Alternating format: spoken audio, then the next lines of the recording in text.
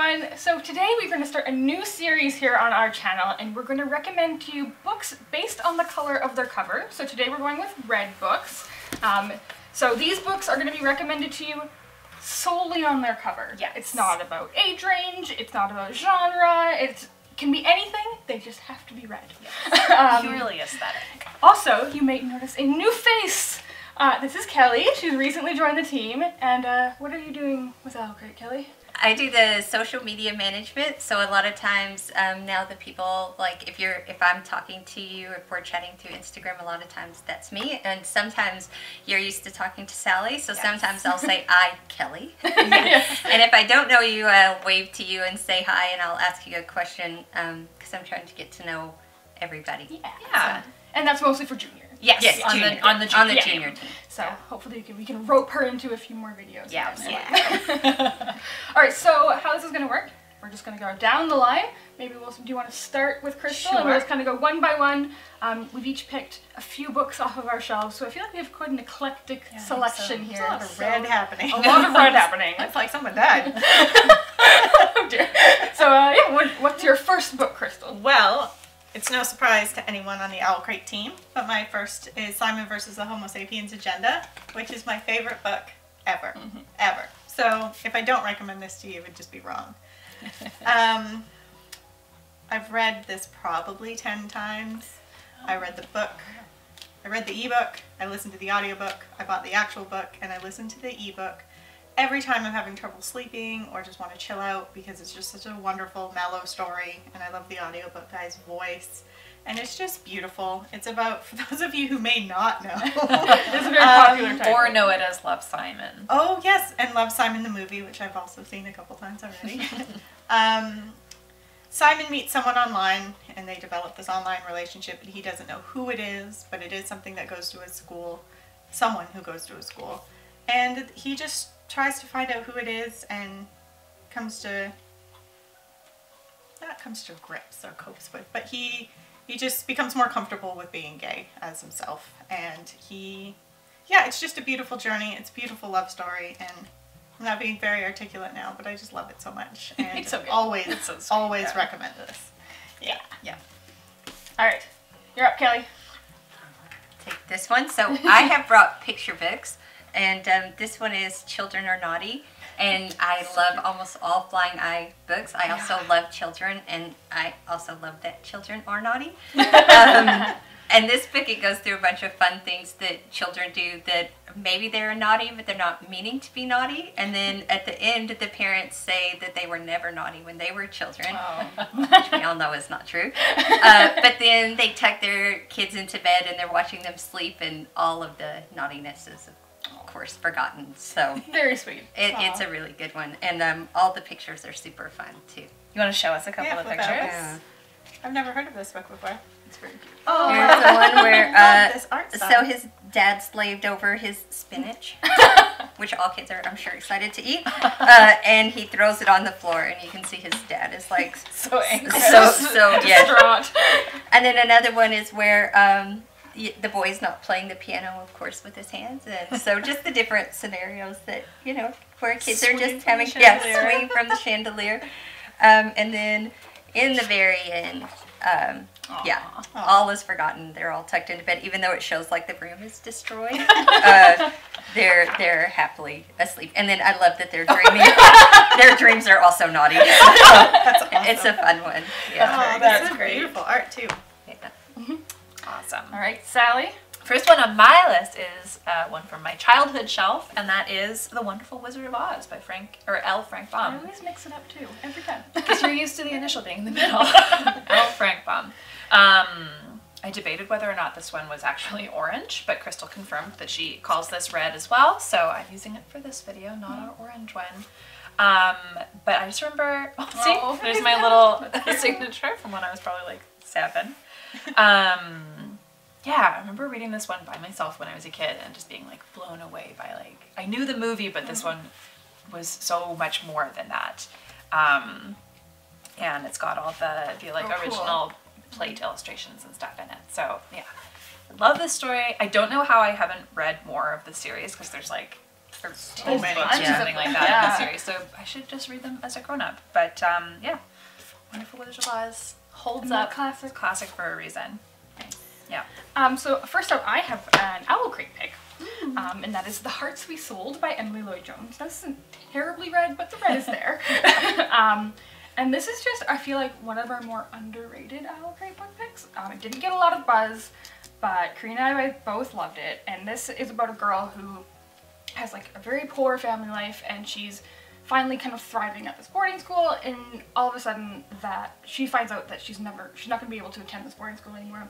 So she makes a deal with a demon and sells her heart to him in exchange for her to be able to stay at the school. It's super, super cool. It has a really, really great cast of characters. It's upside down. My dust jacket is upside down. But it has like one of the coolest opening lines ever. And it says, "A demon was knitting outside the hospital." It's the first sentence in the book. Really, really good. Emily Lloyd-Jones herself is also, I think, just underrated. Yeah. She has like another book called Elusive, which is about like teenage superheroes, which is really fun. But yeah, so I like this cover. This is an Owl Crate exclusive. So it's not red if you didn't get it in Owl Crate. It's white otherwise. And it's just a really, really great story that I think more people would like to read. Awesome. So, you're up. Okay, another. So, keeping in the little contemporary theme, my next one is very red on the back, but is The Statistical Probability of Love at First Sight by Jennifer E. Smith. This was just a really romantic little story, 24-hour read for me. I mean, all her books generally are, because you just get so absorbed. This couple bumps into each other in the airport, and they kind of bond on their trip to London from JFK, and they just develop this relationship. But of course, on the other end, they each have to go their separate ways, but they find a way to reconnect, and it's just such a beautiful, quick, romantic little story. And I definitely recommend Jennifer E. Smith. Thanks to Corey for introducing me to Jennifer E. Smith, and this book is just great. If you just want to feel like happy, sometimes you just need like a happy book. Totally. I'm gonna read for 6 hours and then just feel like $1 million. Yeah. Sometimes you just need something that's not stressful. Yeah. And I love how her books always have this similar typeface and design to them and stuff. And even inside all the, there's like these little pinstripes and little details to her books, which I really like. But fun, romantic, cute little story. Definitely recommend it. Nice. My next pick will be Ooh. The Good Little Book by Maclear, which I have met in person, and she's probably the best picture book writer. Oh, that's so hard to say. But of our time, her books are amazing. She's an amazing person. So this is about a little good book, and a little boy goes and he gets into trouble again, theme with children. But he goes into a library, and there's all these books, but he ends up finding the little good book. And he starts to read it, and he realizes that he really likes this book, and he reads this book over and over, and he brings this book with him, and one day he's out, and the little good book falls out of his backpack. But then it lives all these other lives with all these other people, and then a little girl finds it, and the little boy sees the little girl with the book, but instead of asking her for the book, he lets her keep the little good book. And he goes home, and he remembers the good book, because the best part is, where is it here, that you never forget the really good stories, that they always stay with you. That's so precious. Yeah, even though he doesn't have the book, he has all the stories inside of him. That's adorable. Yeah, definitely. And a book for book lovers. Yeah. Yeah, totally. Aww. Choice. My next one, again, not a super red cover, but it does have a red spine. It's got the red laces, is Wild by Cheryl Strayed.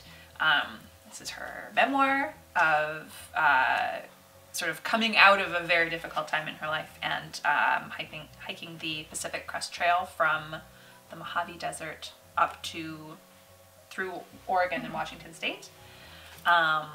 Since been turned into a movie with Reese Witherspoon. Yeah, just like very inspiring, good read. And I actually haven't read much more of Cheryl Strayed, but I know she has like an advice column that she's turned into a book and a few other things. But yeah, just like a very interesting, inspirational story for sure. And I read this the first time right before I went for a big hike in Ireland. It wasn't nearly as hard as this one, but it was still, you know, they were long days. Yeah, so she inspired me to do that. Nice. So definitely a good read. Okay, so next up, I think I'm going to go with I Am the Messenger by Markus Zusak. Now, Markus Zusak is definitely best known for The Book Thief. Yes. He has a new book coming out soon, and I'm very excited for it. But this one is very, very different from The Book Thief. This is more of a contemporary kind of magical story. And this follows a young cab driver named Ed. And he one day stops a bank robbery from happening. I think it's a bank robbery from happening, and starts getting these like playing cards in the mail, like mysteriously, and they have people's names written on them. And he has to help the people whose names are written on the cards, and he has to like figure out how to help them and how they need help in their life. I read this a few years ago now. I could definitely do with a reread, but I remember just feeling like crying happy tears, being like, if you need a book that will restore your faith in humanity, this is a good one. Cool. I haven't heard of that one before. Markus Zusak is just a wonderful writer, and again, another book like if you just need to feel good about people. Sounds awesome. Yeah. I'm like, wow, I want to read that. It's a good one. Definitely recommend. Nice. So, I'm about to take a twist for the weird. Crystal usually does. And I've spoken about this before, but I just can't get it out of my head. I think about it a lot, and that's the Assassination of Brangwain Spurge. It's this kind of illustrated, middle grade, bizarre tale about, I think he's a dwarf,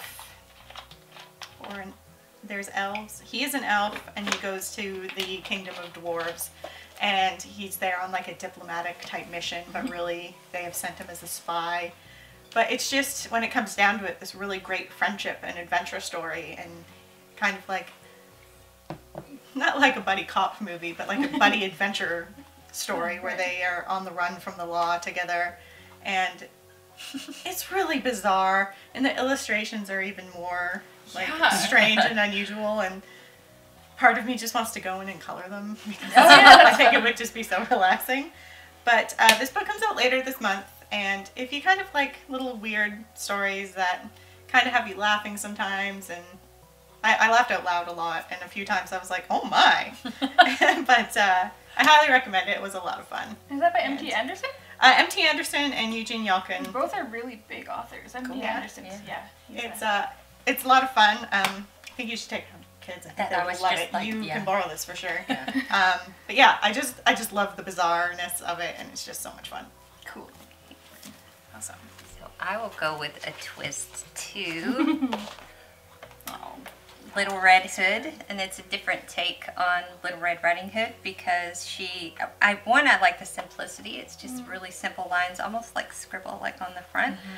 And she tricks the wolf, and it takes a different turn, and I won't say too much, but the wolf, he dramatically dies. It's pretty hilarious.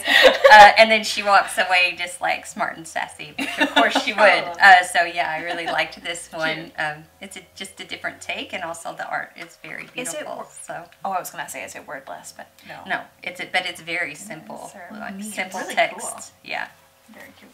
I love these choices. I know. I love the shape of that one too. I'm always so intrigued by like oddly shaped picture books. Yeah, it sits on the top shelf because it doesn't, and I'm scared if it gets in too far, I won't see it. So yeah. My next one is also an Owl Crate pick. This was our Owl Crate Junior December pick from last year, and that is The Magic Misfits by Neil Patrick Harris. The second one is coming out in the next few months, I believe, and I'm super excited for it. But this was just this like really lovely, it's not really there's a little bit of magic in it, but it's more like abracadabra kind of magic, magician magic, obviously.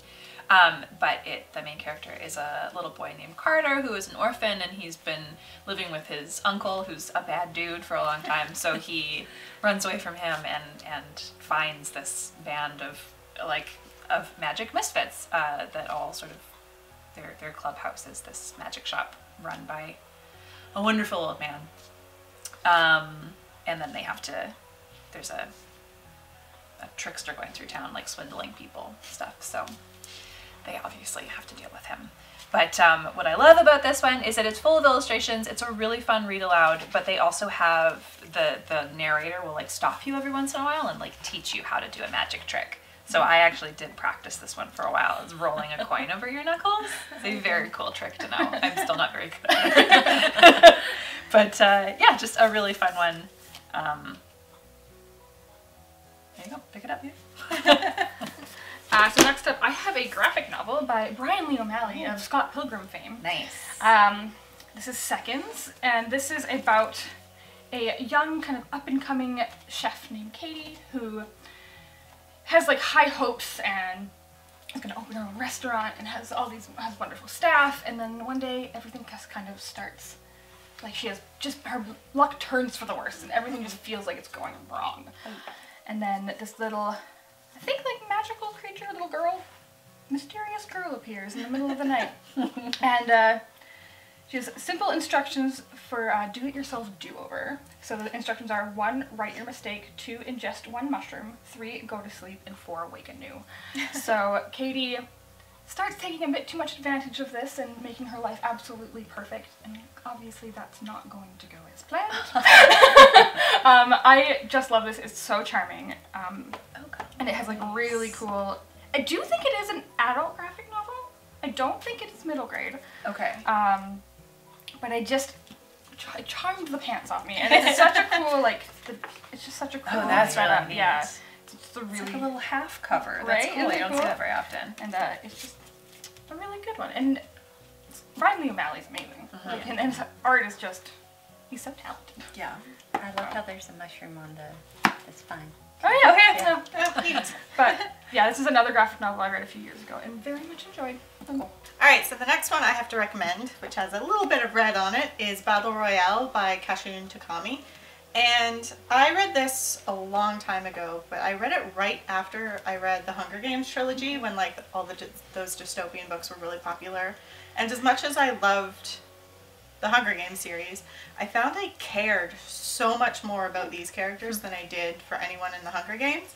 So this is kind of the same dystopian kind of fight to the death kind of book. A Japanese class is sent to an island where they're basically given a backpack full of things and are sent out, and they just have to, one will remain in the end. And the like part that made me most anxious is that like at the end of each chapter they tell you how many students are remaining, and it's so you're just like watching this count go down and while getting really attached to like 4 or 5 of the main students. And it's just, I read it so fast for such a quick book, but I recommend it a lot if you like dystopian and can handle some gruesome violence. But I really liked it, and I'd like to reread it again. So that's one I really want to read. Have you seen the movie?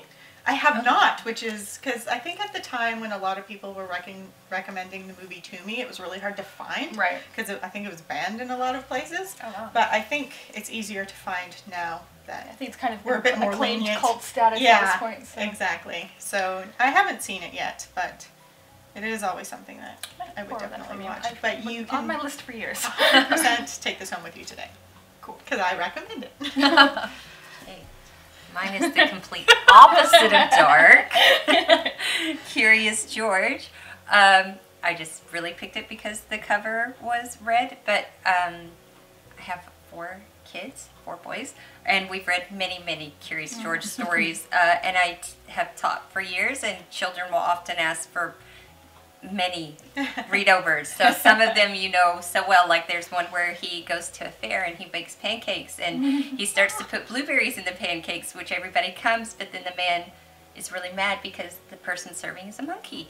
And then George gets worried and he runs away, and of course the man in the yellow hat always saves the day. But I think the best part of why everybody loves Curious George so much is that he is naughty, but he's not meaning to. He's just actually curious. Like he curious. is. Yeah. So he gets himself into all these things, and I think that kids like it because they can see themselves in it. Like they didn't mean to pull that jar off the shelf. They were just curious as to what was inside of it. So yeah, so that's why I chose this one. Nice. Red, and everybody loves. Most people love curious stories. I'm going to bring things back down again with The Handmaid's Tale by Margaret Atwood. I first read this when I was 17, I think. We read it in my women's studies class in high school, which I still thank my teacher, Ms. West, for having this on the curriculum. And then I reread it again last year when the first season aired on whatever channel it's on. But if you have been watching the show of The Handmaid's Tale and you haven't read the back of the book, I highly recommend going to the source material because it's a really incredible book and it is different in some ways from the show. But yeah, it's like a not too far in the future dystopia. Very, very terrifying, like way too many parallels to current day in a lot of things. But yeah, basically in that like women have had all rights stripped from them and are like, there's different categories of women, and the main character Offred, or sorry, my name is not Offred, is like the first line of the book, but it's like her given name in this new society. She is a fertile woman, and so that is now her job, is to be a carrier for the new society. Anyways, it's really messed up, but it's beautifully written, and it's a very important story, and if you are over the age of 16, let's say, and yeah, I would recommend this one. Yeah. It's definitely another one I need to read. Yeah. It's a little bit terrifying. Apparently there's a very good audiobook of it now. Oh, I do like audiobooks. I can't remember who narrates it, but they're somebody great. So does the series do the book justice? It does. Okay. I haven't started the second season yet, and I think it kind of like goes off on its own because it basically ends at the end of the book. But the show's incredible. Like the show is very well done, but they have changed some stuff just which makes sense, for cinematic reasons or plot stuff. But it's really good. I have another dystopian book. we're on a dystopian. Actually, I have two more dystopian books. But this is another one that I think is a little bit underrated. This is a duology, which is not something you get a lot of. And this is Proxy by Alex London.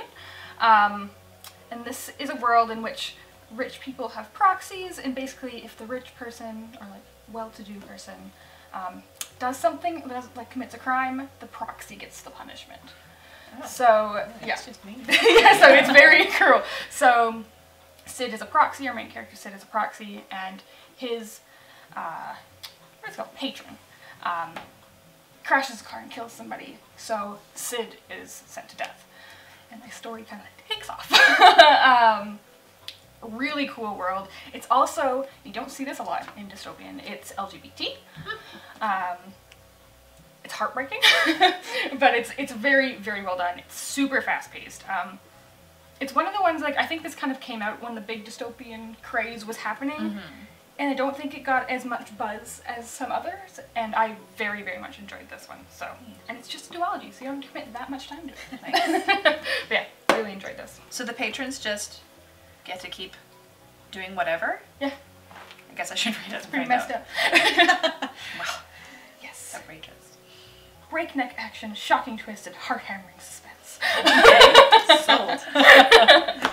Awesome. All right, one more each, I think. So my final book is Red. It is a recommended read, but not recommended by me, but recommended to me. And that is The Scorpio Races by Maggie Stiefvater. Corey bought this for me for Christmas last year. I'm kind of saving it for the beginning of November because I feel that's best. Because it takes place in November. But I've heard nothing but great things. This cover's stunning. Thank you for this edition. I think that one, I gave you a ripped edition by accident. You did, I'm covering it up. Oopsies. But it happens in postage. You know, you can't be. But yeah, I've heard nothing but great things recommended to me by both Corey and Karina, and it just sounds like everything I would enjoy.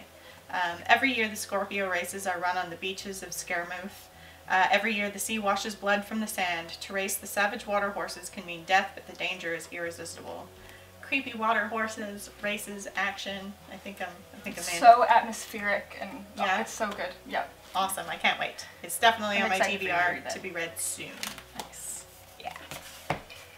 Mine is also on my TBR list. Recommended to you. Yes, recommended to me. I did choose it because it has a dragon and a girl, and we like dragons in our house. And it's got mixed reviews from what I hear. But there is a second book, and I haven't read this one, but the second book has a boy on the cover and also a dragon. But it's a different dragon, so I got the first and the second, so hopefully we do like it because we already have the second one. What is this one called? The girl who circumnavigated fairyland in a ship of her own making. All right. Bit of a mouthful. Yeah, long title there. That's on my TBR as well. I have it. Also courtesy of Corey. She gave me a copy, so we should buddy read it. Yeah. Yeah, There you go. that'd Talk be about fun. it. Compare. Yeah. Catherine Valente is another well-loved author. So. Cool. And my last one, we'll go with this one, is Stephen Fry, The Ode Less Traveled. This is a nonfiction book, unlocking the poet within. I am not a big poetry person, but a friend of mine gave this to me a few years ago, and it's basically, it opens with, what is it? It was a funny line. Stephen Fry is just, he's so funny. British actor, writer, TV person. Jack of all trades. Jack of all trades. He has written some of my favorite adult fiction, but yeah, like I said, this is nonfiction, and the foreword opens with, I have a dark and dreadful secret. I write poetry. So yeah, it just kind of like explains poetry and in its many different forms and structures, and why it really is worth exploring, sort of no matter what kind of a reader you are. He claims there is a type of poetry that you will connect to. So I haven't read this one cover to cover, but what it was very useful to me when I was in school, and it's a very like approachable way to get at poetry. So there you go. I love Stephen Fry. Yeah. You named your cat after him. Yeah, fun fact. Most of you probably know I have a cat named Stephen by now, but he's named after Stephen Fry. Yeah. Last up, this is another book that I really want to reread soon because there is a movie coming out. Oh. And I don't know when, but hopefully soon because it's been filmed and it's Daisy Ridley and Dane DeHaan? Is no, that who it is? the guy from Spider-Man, the new Spider-Man. Oh, it's Tom Holland. Tom That's Holland. right. Daisy Ridley and Tom Holland in the leading roles, and I'm into Cool. that. Yeah. I think they aged it up a bit because I Yes. feel like the characters in here are 14. But anyway, but that is The Knife of Never Letting Go by Patrick Ness. I am a huge Patrick Ness fan. I will read anything he puts out. I absolutely love his writing. This one especially is written in a very strange way. And this is another kind of sci-fi, and it's set in a world in which you can hear everyone's thoughts around you. So nothing quiet doesn't really exist. You can hear never-ending stream of noise. So I can't even imagine. Like, it sounds terrifying. There's and then a Buffy episode like that, and it was really like there's overwhelming. just no privacy, and like even like animals, like everything.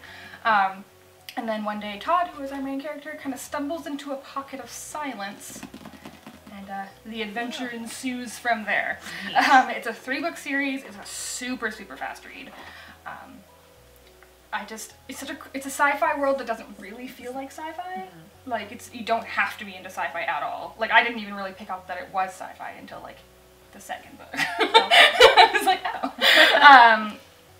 Really love it. I will say, if you do decide to read these books, pick up the editions that have the additional short stories in them, because they change the entire narrative. Oh, The ending, yeah. So I feel like I would have been really sad with the ending of this trilogy had I not read the short story that comes after the fact, which is not usually the case with short stories. So just throwing that out there. Really well done world. Patrick Ness can do no wrong in my eyes, and hopefully we'll get a movie of this pretty soon. nice. I loved that series, and it just sticks with you. And like, yeah, I can't wait to see those characters fleshed out on the big screen because I love them so much. Also, one of the most heartbreaking endings to a first book in a series ever. And if you've read this series, you know. I think Patrick Max still gets grief for what he did in this book. Yeah. There's a dog. It's a... All right, so that was the first of a series. More to come. I don't have an exact schedule yet, but soon we'll be back with our next color pick. I feel like orange is going to be harder. Orange is going to be hard. Yellow is going to be hard. We'll do it. We'll do it. I'm going to do it for you guys. I'll make a rainbow for us so we can figure out what we're going to do next. Yeah. But that was really fun, and thanks, Callie, for joining us. Hopefully you Great did. job. Yes. If you like this video, please give it a thumbs up so we know to do more for you, and subscribe to our channel if you haven't already. Happy reading, and thanks for being awesome. Bye. Bye.